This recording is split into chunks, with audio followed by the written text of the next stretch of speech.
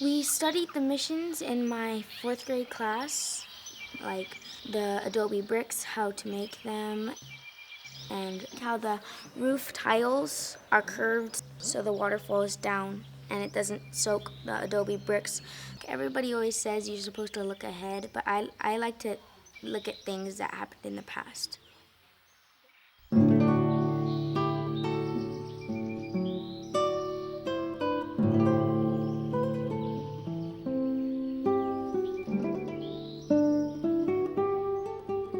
Mission San Antonio was an early mission.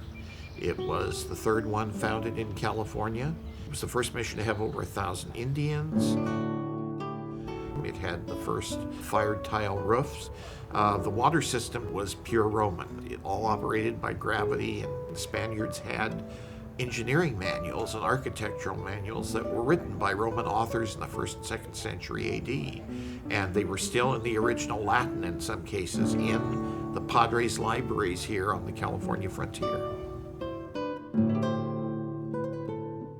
This was one of the 9 missions that was founded by Father Junipero Serra. It was a very peaceful mission, one of the largest and most peaceful. It's one of the oldest, it's one of the most special because it's so peaceful and serene, just like it was in the days of the missionaries. And I think everyone will appreciate history more if they are able to see what a real mission was like, a real community in those days. San Antonio, people can see and feel and experience what it was like to be in an early mission. The setting is almost the way it was in the 18th century. You see what they saw, the same view shed. And so this is a real mission that really looks like it would have looked back in the 1700s when it started.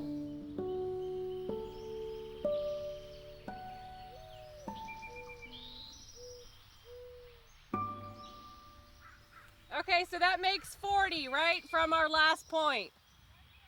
Okay. We are doing a survey. We're looking for pottery, bones from animal remains, from meals, projectile points, metal tools. It would just make a really big contribution to the understanding of California missions. This mission has opportunity because of the unique setting. The architectural remains are obvious. Are we good, or do we have one more? The historical documents can be interpreted, but there's a lot that they didn't describe. We know nothing about them. The kind of food that was served in the diet, the kind of utensils that were on the table, the kind of tools and equipment that people used, their technology and so forth, details that people took for granted in those days. This is the kind of thing, the details of everyday life, that archaeology is most useful for. We're going to also do phosphorus testing like we started last It's year. important in history because we need to understand that moment of contact when people came together. You have 2 very disparate cultural groups that were meeting for the first time. The Franciscan missionaries and Eastland Indians. And they're coming under this very unique moment in time, and cultures change in those moments of contact. And quite often we think of it in terms of the indigenous peoples changing the most. But really, the Spanish people were adapting to a new environment, new peoples as well. There's a history here before 1769 when the Spaniards first came. Like when Father Junipero Serra came here, according to the records, there was like 1,300 Indians lived close by here.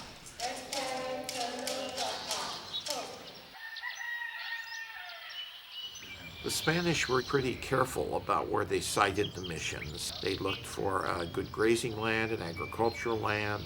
They looked for timber for building projects. They looked for a source of fresh water, clay for pottery, and that kind of thing. Mission San Antonio is located in the coastal area of California, between San Francisco and Los Angeles, about 2/3 of the way up from Los Angeles to San Francisco in southern Monterey County. And if this is 20 miles from the nearest town.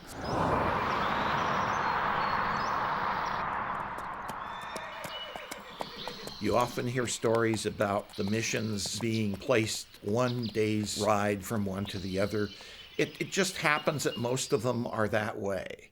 They located missions where there were Indians, first of all, because that was the purpose of the mission, to convert the local population. San Antonio Mission was the first mission to have over 1,000 converts, and that's very unusual. That's a sizable, overwhelming portion of the Salinan Indians that lived in that area. Both church and Spanish law forbids converting someone by force. They have to want conversion to be converted. That's misunderstood a lot, I think, nowadays. The Franciscans, who were the ones who were the missionaries here in California, are a very special branch of the church dedicated to poverty. They see poverty as a pure and holy thing because that's the way Christ was. They live a life of poverty themselves. That impressed the Indians, I think, and it also impressed them that they would go out and work in the fields with the Indians. The Padres recognized that art and ceremony and architecture and music had a very profound impact on the Indians in converting them to Christianity. They'd walk into the church and they'd see magnificent murals on the walls, they'd see paintings, they'd see statues. When they traveled, they'd actually have rolled up paintings of biblical scenes, so they'd give a sermon and they'd unroll this picture and show the Indians an illustration of it, and they'd say, yes, now I understand, and that light bulb would go on like I see sometimes in my students in class.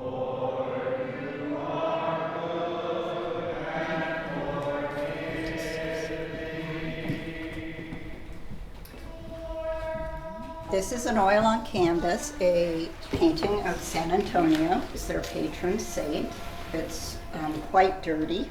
At some point in its history, it had been folded up, and someone in the past at the mission put some paint into all the cracks trying to camouflage it, but they did not match the color. You can see how much damage there is.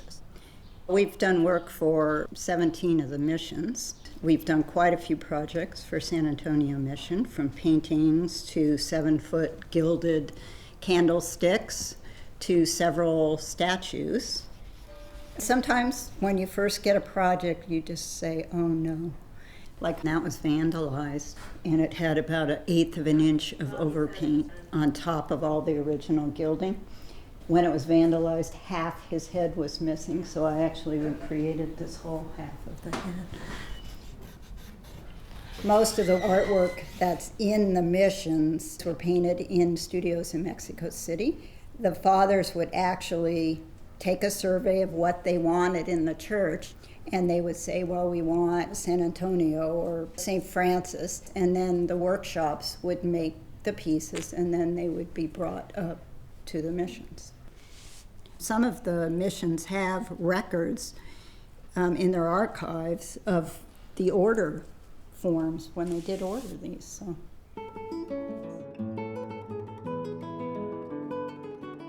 This will be the 4th painting for San Antonio Mission, but they have quite a few paintings that need repair, probably at least 20. And it's hard. The missions don't get funded from the church, so they need to write grants and then go out and do a project or two a year. They're a challenge, but it's really rewarding to see what they look like when we're done and bring them back to what the artist intended them to look like.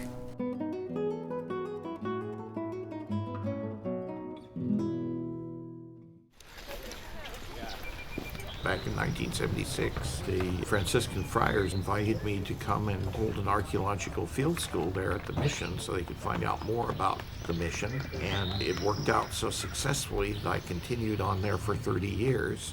So I was at San Antonio between 1976 and 2005. And Sarah Pilo, who was once a student in my class, has plans to continue a field school at Mission San Antonio. And so things are in good hands. Most of what the archaeology has been focusing on has been the buildings that were right around the mission church. And that's where the neophyte dormitories were, Christianized Indians, where they lived. We revealed all this information about the daily lives of the Indian peoples that were living there. But what we're trying to do is try to open up our understanding of the mission beyond just these adobe rooms. There was stuff going on out here in these open fields. Were these agricultural fields? What would be really cool to find, and what we kind of hope to find, is traditional style houses. We're looking for signs of people living there. Most missions either have a city, a town built up around them, or there's agricultural fields around them, like La Soledad is. There's not a town built up around it, but there's agricultural fields all around us. So the other missions, it's been disturbed by construction or by the tilling of fields. This is one of the only ones where all of the evidence of humans being here is right underneath our feet, and it hasn't been disturbed. It's ready to be discovered. We just have to find it.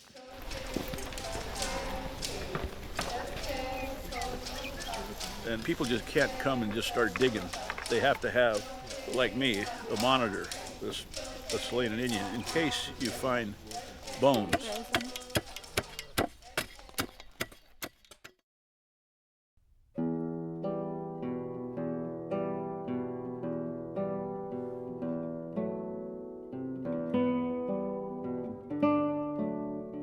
Mission San Antonio is an island in time because the mission was a holistic community. You know, it had not just the church, but it had housing, it had cattle pens, pens for the livestock, orchards, vineyards, water system, a mill, threshing floor, and all of that.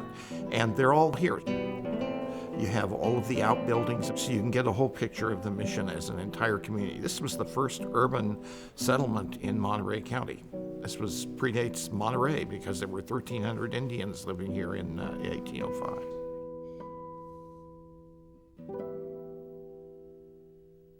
The neophytes, who are the newly converted, had to change their lifestyle from hunter-gatherers to farmers, ranchers, which was a new thing for them. They were taught very specialized jobs, how to build aqueducts. The first aqueduct system was put here. They also taught them blacksmithing and taught them to make adobe bricks. Should we put her to work? It was the Christianized Indians, the converted Indians, who did build the missions, provided the labor under the direction of the padres. You know that the mission is made out of adobe, and adobe means mud. It's a kind of mud, and it's used to make adobe blocks, and that's what we're going to do here. We're going to make adobe blocks. There was a hierarchy within the mission community, just like there was a hierarchy in the Native American community before that. But it was not so much a hierarchy of birth, but it was more a hierarchy of ability. And so if you were a skilled worker in a particular craft, you could become supervisor for that craft. Do you know how long it took to build the church? Yeah, it took 1808 to 1812. It took about 4 years. That's the current church. Okay. The mission was originally founded on the banks of the San Antonio River in 1771, and 2 years later it was moved to its present location because there wasn't enough water where it was. In this article on the chronology of Mission San Antonio, there's a picture here originally from Sunset Magazine showing the sequence of how the front of the mission developed in 1813. They finished the church that exists today, and it's fairly plain. It looks like San Luis Obispo or San Miguel or Santa Ynez. And then they decided to put this distinctive brick bell tower in front in 1823, and then later they put this tile roof on it. So you see it evolved over time. See on the bottom here, it's got paper nets, so keep it separate from the dirt. This mission was built without a presidio, so there was not a military presence. You're talking about 2 padres, maybe 4 to 6 soldiers. So it really was a Salinan community. Okay, then you wait 10 days. At the end of 10 days, you stand them up on edge. So come on over here. I'm going to show you some of the games that the Indian children used to play. We have a lot of kids coming through, especially during mission days. They get to see what life was like 200 years ago, and it opens their eyes. What you do is you try. Ho, ho. Most kids really want to learn, and they're doing films about the mission, writing stories about the mission, and their way of learning is more hands-on, I think. But it goes like this, and it makes a noise. Women would use them when they were out gatherings to warn that there was an animal approaching to get help. Once you really get into it, it's really fascinating. We crushed nuts and corn like the Indians did, and it was really cool because I think it's a really cool part of history. We learned that Indians made the missions, and some of the missions had orchestras of the Indians. And I'm a 4th Indian. My grandpa is half, so I felt like some of my heritage was there.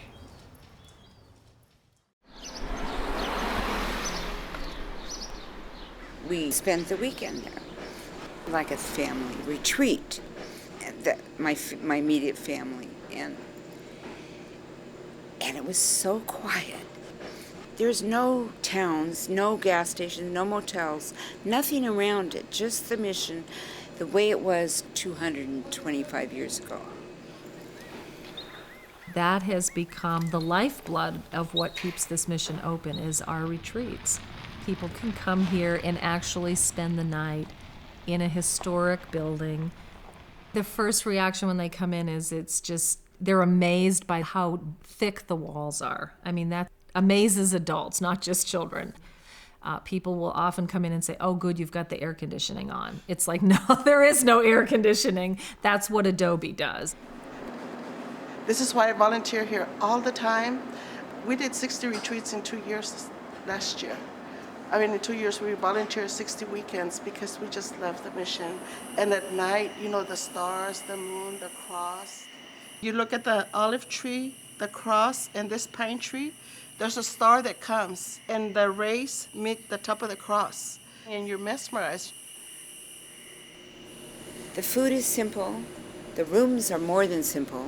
Maybe it was a different perspective on life for my grandchildren. They're surrounded with video games and television and phones. Their phones might not work through 4-foot Adobe walls. They have to hear their own thoughts for the first time. I mean, that's a scary part for kids that come out here, is that they're not connected, and they're like, oh my gosh, the world's gonna stop because I can't talk to my friends. They didn't mind at all. They thought it was great. In fact, I found out after that my grandchildren had gotten up in the middle of the night, and they went out to the front steps of the mission at midnighters. And they just thought they were so excited about it. They talked about it for months after, months, and still do. It's something I'm sure they'll remember when they're old, I'm sure.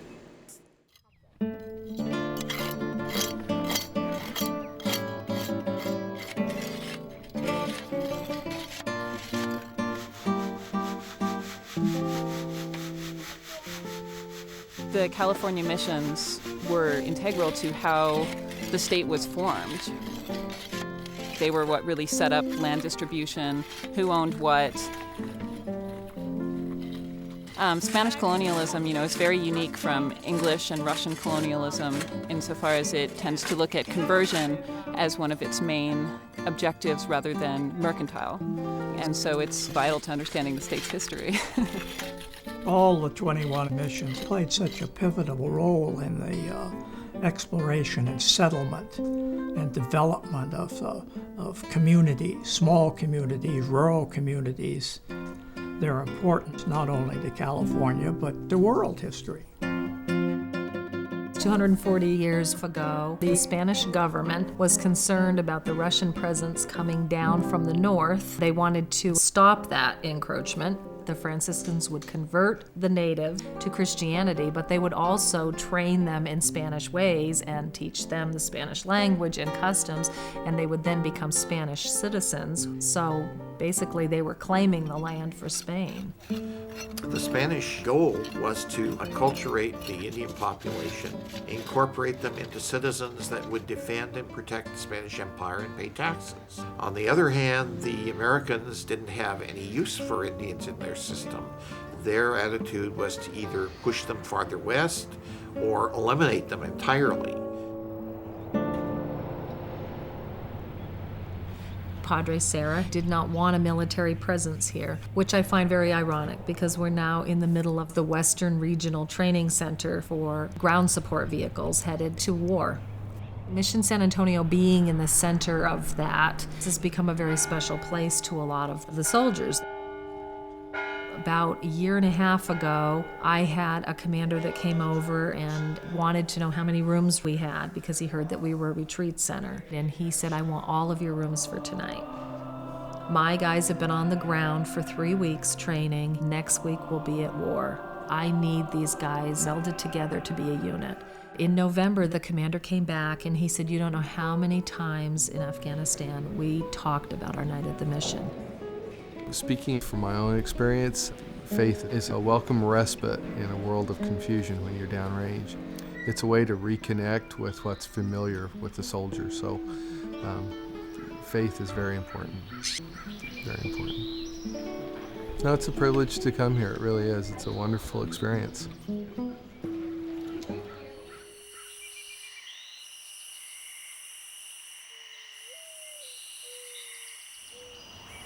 I'm going to go into the 4th grade and I'm very excited about it, just to learn about history and to learn about the missions and the people that lived in the missions. It's just fascinating to me to learn about everything back then, and it makes me wonder why everything happened back then. The 4th graders of California are required to study California history, and you can't really separate the missions from California history. It's where California began. I like about history is it's interesting to learn about the mission life and the old cultures and all the Indians that worked at the missions. Like the mission San Antonio, in the front of it there's a bunch of arches, and it broke down in an earthquake. And then they restored it.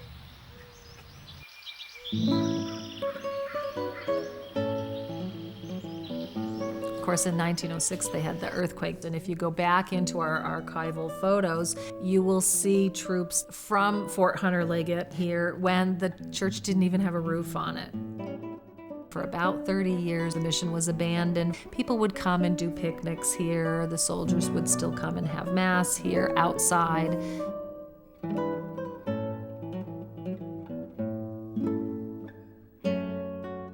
And then in 1948, the Franciscans worked with William Randolph Hearst to restore the church and to rebuild the rest of the facility.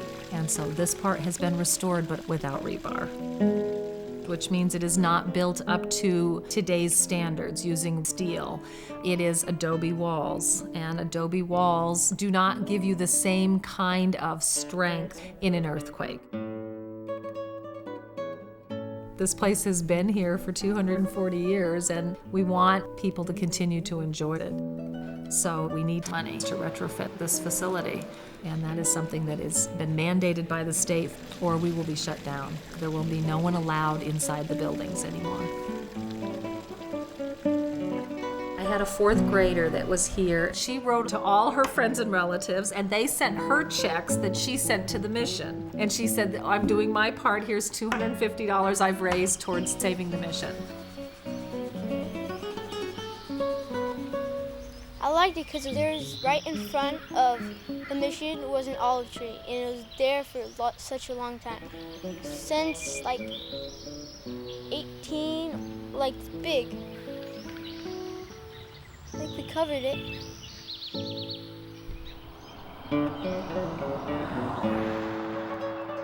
Over 1.5 million tourists tour the missions from all over the world. So it's just not local people. I mean, they just come.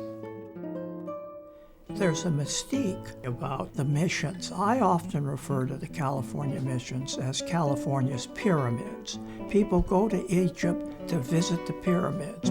Thousands of them come to California to visit the missions. I mean, we can compare the California missions to other historical sites outside of California, and they're just as important. You know, George Washington's house. This is a heritage site. It's a part of our heritage. And with archaeology, you're usually always at some distance. But one of the greatest finds at Mission San Antonio was a floor tile, and it had the footprint of a Salinan child in it. And that's the kind of thing that brings you really close to the people you're studying and close to the past.